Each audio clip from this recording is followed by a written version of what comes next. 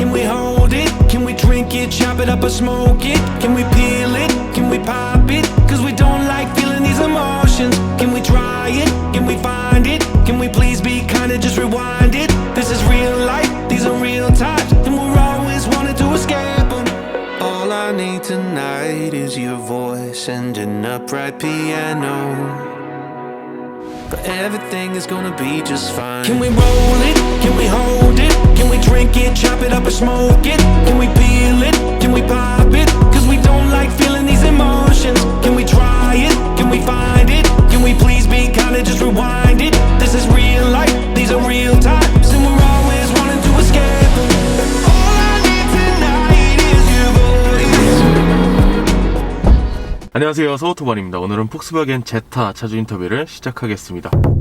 네, 안녕하세요. 저는 서울에 거주하고 있고 제타 21년형 운전하고 있는 30대 차주입니다. 반갑습니다. 자, 출발하시면서 이 차량 소개 부탁드릴게요. 제타 21년형 1.4 프레스티지 모델이고요. 작년 8월에 출고를 해서 지금 한 5개월 정도 타고 있고 주행거리는 한 2000km 정도 탔습니다. 아, 그리고 이 차는 150마력에 25.5토크 정도 가지고 있고 배기량이 1395cc이긴 한데 터보여가지고 준중형 차량이라고 보시면 되겠습니다. 출력이 부족하다 이렇게 느끼신 적은 없나요? 네, 저도 그 부분에 대해서 걱정을 많이 하기는 했는데 고속도로에서 달릴 때 차가 잘 못 나가는 것 같다라고 생각을 해본 적은 없는데 요거는 주관적인 부분이기 때문에. 알겠습니다. 그럼 연비 설명 한번 부탁드릴게요. 공익연비 13.4 정도로 알고 있고 주행을 해봤을 때 이제 시내에서는 11에서 12km 정도 달리고 고속도로에서는 15에서 16km 정도인데 뭐 제가 이렇게 생각을 했을 때는 이거보다 조금 더 높을 줄 알았는데 정말 딱 이 정도여가지고 조금 아쉽기는 했습니다. 조금 더 높을 거라고 기대했는데 그렇지 못했군요. 네, 아무래도 이게 터보 엔진이어서 그런 건가? 이렇게 생각은 했어요. 근데 나름대로 공인연비만큼은 나오니까. 네, 맞아요. 정말 딱 그만큼 나오는 것 같아요. 그러면 이 차량 금액 내기 시작해볼게요. 네, 이 차량 3,300만 원이고 350만 원 정도 할인을 받았고 취득세나 이런 부대 비용이 한 230만 원 정도 들어서 총 차량가는 3,180만 원. 전액 현금으로 납부를 했는데 이게 폭스바겐 파이낸셜 서비스가 그때 당시 9% 정도 할인을 받을 수 있어서 그때 1,000만 원이 최소 가입 금액이어서 1,000만 원만 파이낸셜 서비스를 이용했고 나머지는 아예 처음에 현금으로 지불을 했고 최소 가입까지 1개월이에요. 그래서 한 달 뒤에 상환을 해서 출고를 했습니다. 아, 첫 달만 유지하면 할인을 받을 수 있는 거예요? 네, 맞아요. 그때 이제 딜러님이 그렇게 추천을 해주셔서 선택을 했습니다. 지금은 이게 어떨지 몰라가지고 아마 이거는 알아보고 하셔야 될 것 같아요. 네, 얼마든지 변동이 될 수 있는 부분이기 때문에 참고 정도만 보시면 될 것 같고 보험료 얼마 나오나요? 작년에 가입을 했을 때 남편이랑 같이 가입을 했는데 98만 원 정도 나왔는데요. 만 30세 미만이었을 때 가입을 해서 올해는 조금 줄지 않을까 이렇게 생각은 하고 있습니다. 알겠습니다. 그러면 장점 이야기로 넘어가 볼게요.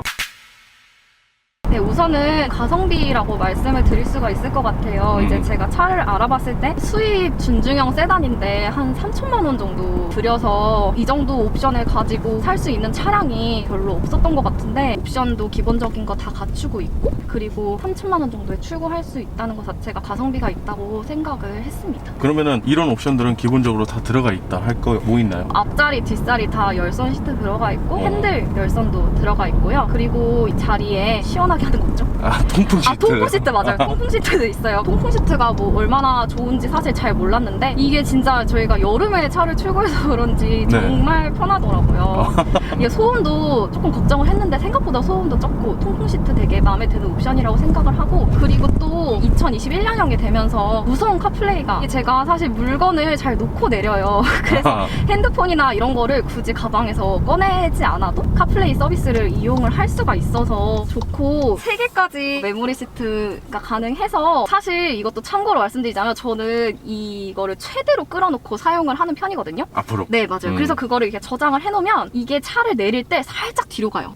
그리고 다시 2번을 눌러도 앞으로 오지 않아요. 그래서 저는 항상 이렇게 당기고 사용을 하는 편이라서 이거를 남편은 메모리 시트로 사용을 하는데 근데 어쨌든 최대로 끌어놓고 타는 사람이 별로 없으니까 장점이라고 말씀을 드릴 수 있을 것 같아요. 하긴 또 남편분이랑 같이 타면 자꾸 바꿔줘야 되기 때문에 메모리 시트 중요하죠. 그러면 또 다음 장점 어떤 거 있나요? 주행감 같은 경우는 주관적이긴 한데 타고 다닐 때 시내에서 방지턱을 넘을 때나 아니면 고속도로에서 주행을 할 때 주행감가 되게 좋다고 생각을 해요. 승차감이나 이런 거에 있어서 크게 기대를 안 했어서 그런지는 모르겠는데 달릴 때 차 노면 잔진동이나 이런 게 크게 느껴지지 않는다? 그리고 차에 앰비언트 라이트가 있어요. 지금은 파란색으로 제가 설정을 해놨는데 색깔도 10가지나 있고 다른 차 대비 광량이 조금 풍부하다고 생각을 했어요. 그리고 저는 이제 개인적으로 이 차 앞에 그릴 그 부분이 일자로 떨어지는 부분이 디자인적으로 예쁘다고 생각을 해서 이 차를 처음 눈여겨보게 되었는데 차 안에도 군더더기 없이 되게 깔끔한 그런 디자인이 저는 마음에 듭니다. 근데 실내는 정말 깔끔한 것 같아요. 그쵸? 뭐가 없어요. 다른 차 대비 조금 그런 것 같아요. 그리고 이게 3종 저공해 자동차 인증을 받았어요. 이게 뭐 1, 2종에 비해서 혜택이 막 그렇게 많진 않은데 서울에 저는 거주하고 있어서 공영주차장 할인 받을 수 있는데 이건 지자체마다 달라서 확인해 보시면 될 것 같아요. 아, 네. 그렇구나. 저는 이게 할인이 안 되는 줄 알고 네. 아까 주차장 나올 때 할인 안 받고 결제했거든요. 아, 진짜요? 가솔린 차량인데도 3종 저공해 자동차 혜택 받을 수 있는 게 저는 생각보다 큰 장점이라고 생각을 했습니다. 알겠습니다. 그러면 이번엔 단점으로 넘어가 볼게요. 뒤에 송풍구가 없어요, 2열에. 에어컨이나 이런 걸 틀었을 때 뒷자리에 냉기가 다 안 갈 것 같고 그리고 겨울에도 좀 불편할 것 같은데 그래도 다행히 열선은 있어서 그나마 괜찮을 것 같기는 한데 그래도 이게 너무 아쉽다고 생각을 하고 그리고 의자가 서 있어요. 가끔 이제 뒷자리에 탔을 때는 앞자리 대비 승차감도 조금 불편하고 자세가 흘러내리고 약간 그런 게 네네. 불편하더라고요. 그리고 아무래도 카시트나 이런 거 설치하거나 했을 때도 준중형 차라서 그럴지는 모르겠는데 카시트 넣고 뒤에 앉아서 다니시면은 앞자리 대비 불편할 수도 있을 것 같다는 생각이 들었어요. 꼭 실승을 하시고 선택을 하셔야겠다 이런 생각을 저는 했어요. 네. 뒷자리를 꼭 시승을 해보셔라. 그러면 또 다음 단점 어떤 거 있나요? 아까 무선 카플레이 장점이라고 말씀을 드렸는데 소프트웨어가 사실 안정적이지가 않은 것 같아요. 우선 이게 블루투스 2명까지가 연결을 할 수 있는데 2명 이제 동시에 탔을 때 랜덤으로 연결을 시켜요. 랜덤으로도 이게 연결을 뭐 잘 시켜주면 모르겠는데 오디오랑 무선 카플레이 별개예요. 그래서 카플레이는 남편 폰에 연결이 되고 오디오는 제 폰으로 연결이 되면 여기서 이제 음악 스트리밍 했을 때 폰에서 음악이 나올 때가 있어요. 웃지 못할 그런 상황이 네네. 연출돼서 조금 네. 당황스러울 때 있고 근데 사실 그것보다 이게 시스템이 안정적이지가 않은지 팀에 펴고 다닌 적이 있었는데 갑자기 연결이 끊어졌어요. 근데 연결이 끊어지면 제가 갑자기 핸드폰에 주섬주섬 틀어서 이제 내비를 보고 가야 가야죠. 되는 그런 네. 상황이 생겼는데 연결이 끊어진 게 시동을 껐다가 켠다고 해서 해결되지가 않고 저도 이제 너무 당황을 해서 막 찾아보고 그랬었는데 몇백 미터 멀리 떨어졌다가 다시 와야지 이게 리셋되는 그런 시스템이더라고요. 그때는 잘 아는 길이었어서 그냥 어떻게 가는데 만약에 내가 전혀 모르는 길을 가는데 그런 일이 발생했다 할 경우에는 굉장히 불안할 것 같다 생각이 들었어요. 몇백 미터 밖까지 핸드폰을 들고 갔다가 맞아요. 돌아와야 되는 거예요? 시동을 껐다가 그냥 차에 내렸다가 다시 타서는 안 되고 진짜 물리적인 거리가 떨어져야 이게 네. 연결이 돼서 부품이 조금 아쉬웠습니다. 나 네. 새로 왔다 이렇게 차에게 알려줘야 되는군요. 네, 맞아요. 근데 진짜 갑자기 끊어지면 모르는 길에서는 당황하거나 사고가 날 수도 있거든요. 이 부분은 아무래도 시스템 안정화가 되어야 되지 않을까 생각을 하고 있습니다. 그러면 또 다음 단점 어떤 거 있나요? 21세기 차량에 있어야 될 것 같은데 없는 옵션이 몇 가지 있는데요. 사이드미러 전동이 안 돼서 수동으로 접었다 펴야 돼요. 출고할 때는. 그거는 이제 사실 알고 사긴 했는데 바로 이제 딜러분께서 어디 가서 하시면 된다 그냥 이렇게 말씀을 해주시더라고요. 아, 그래서 딜러분이 해주신 게 아니고?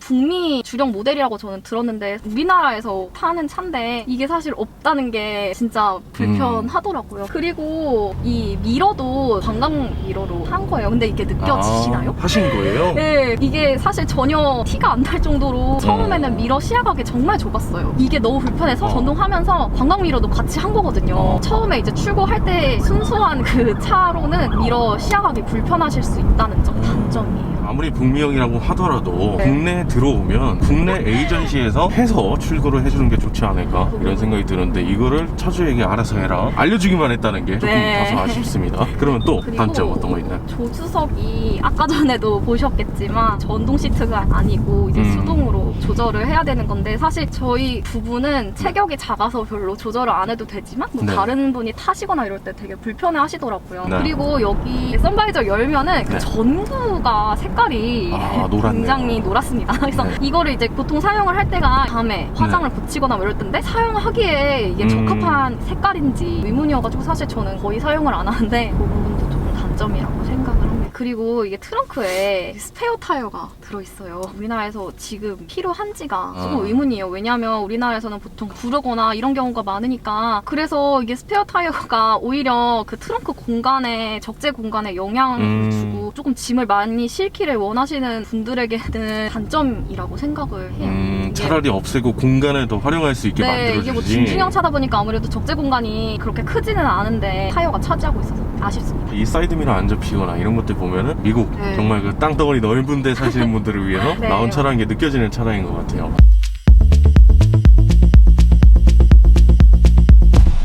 주위의 반응 어때요? 이 차량 타고 다니시면? 제가 여자고 주변에도 이제 얘기하는 대상이 차에 대해서 많이 아시는 분들이 없다 보니까 이 차에 대해서 잘 모르시는 분들이 대부분이에요. 어느 정도 부연 설명이 필요한 그런 상황이고 네. 가끔씩 이제 알아보거나 하셨던 분들은 이 차 가성비 좋다던데 뭐 좋은 차 네. 샀네 뭐 이렇게 얘기해 주시는 분도 간혹 한두 분 계셨습니다. 이 제타가 생각보다 판매가 조금 됐다고 그러던데? 네, 2020년에 처음 7세대로 나왔을 때 완판되고 말했다고 얘기를 듣기는 했는데 조금 옵션 추가하고 가격을 좀 올렸더라고요. 저는 뭐 그 가격에 사기는 했지만 옵션들의 대부분에 만족을 하고 있기 때문에 잘 사용을 하고 있는데 단점 한 가지만 더 얘기해도 되나요? 추가된 기능 중에 레인 어시스트 기능이라는 게 있어요. 이게 중앙 유지 기능은 아니거든요. 차선 이탈 방지만 해주는데 중앙 유지 기능이 더 적절하지 않나 그런 생각이 듭니다. 중앙 유지는 안 되고 차선을 넘어갈 것 같으면 진동을 주는 네. 이런 어시스트인 거죠? 네, 맞아요. 네. 그럼 또 다른 질문 드려볼게요. 네. 이 차량 사시기 전에 구매 고민하셨던 차량, 다른 차량은 없었나요? 네, 근데 저희가 이 차를 살 때 사실 다른 차를 많이 알아보지 않고 계약을 하긴 했어요. 이게 저희가 이 차량을 구매한 것 자체가 SNS나 이런 데서 시승 이벤트나 이런 광고를 보고 시승하러 가볼까? 우리 뭐 네. 차도 알아봐야 되는데 네. 그래서 갔는데 주행감이나 앞자리 승차감 이런 거가 너무 괜찮다. 그리고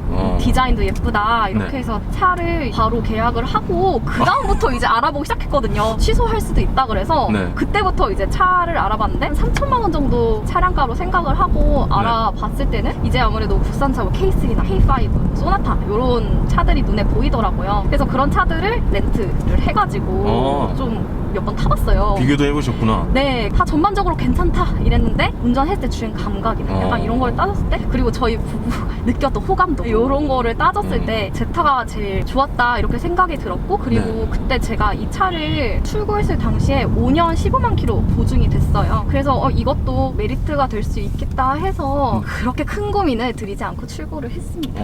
실제로 그런 SNS에 나오는 광고라든지 이런 거를 보고 시승을 가시는 분들이 있군요. 폭스바겐에서 되게 뿌듯하게 했어요. 광고를 올렸는데 손님이 오셨고 출고까지 했으니까.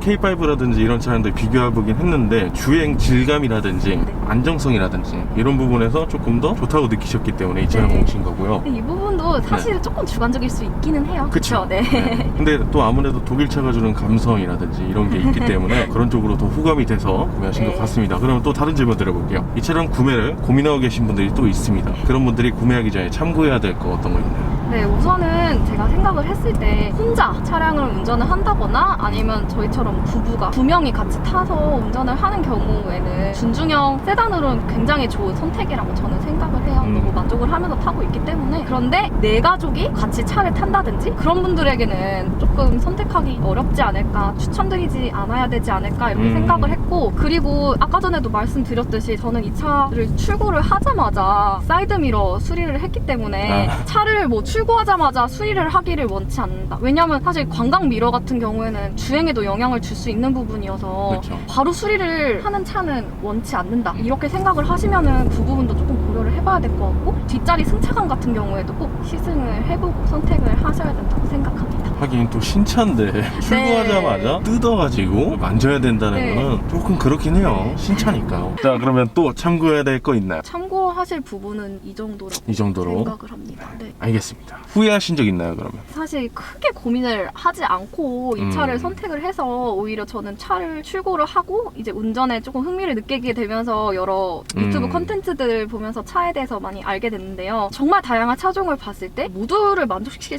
수 있는 차량은 저는 없다고 생각을 하고 맞죠. 오히려 더 알아볼수록 그런 걸 느껴서 저는 사실 이 차를 타면서 전혀 후회를 하고 있지는 않아요. 그리고 저희 부부가 이 차를 출고를 하고 이 차를 타고 다니면서 운전에도 제가 많이 흥미를 흥미를 느끼게 되고 이것저것 같이 다니게 되면서 되게 많이 행복해졌거든요. 오. 이 차 뭐 장단점을 제가 많이 말씀드리기는 했지만 저는 그것과 별개로 차를 운전하고 다니는 자체도 되게 즐거움을 줄 수 있구나, 이런 걸로 행복해질 수 있구나, 이런 네. 생각을 하면서 되게 이 차를 저희 부부에게 행복을 주는 차라고 저는 생각을 했어요. 난 충분히 만족하고 난 이 차량으로 인해서 행복해졌다.